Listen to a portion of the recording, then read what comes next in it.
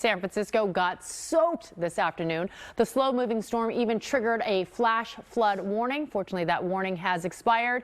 NBC Bay Area's Sergio Quintana was in the thick of it. He's live in San Francisco. And Sergio, we could see the rain has stopped, but oh, what a stormy afternoon. Yeah, as Jeff mentioned, that the storm did start around noon, but man, it just kept on going and even intensified there for a while. Here in Hayes Valley, there are reports of parklets being overrun by water. There are at least a couple different spots in the city that we know of that flooding.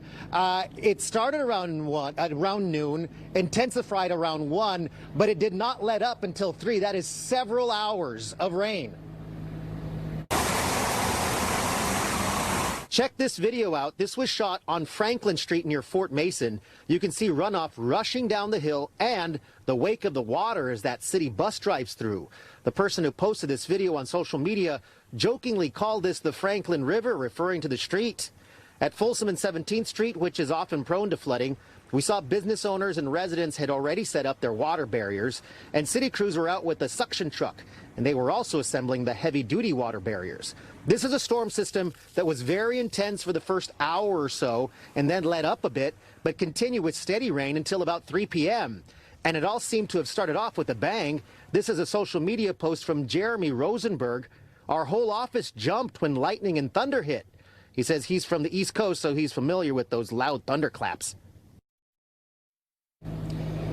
And lightning like that in San Francisco is pretty unusual. We actually happen to be inside shooting a completely different story. I could see the light from the lightning striking what we thought was very nearby, and an instantaneous thunderclap. It was so intense that some of the people who work in the building where we were shooting our story were concerned that it actually had hit the building. They were outside checking to see if there were any damage. Thankfully, there was not any damage. This was a very intense storm. Reporting live in San Francisco, I'm Sergio Quintana, NBC Bay Area News.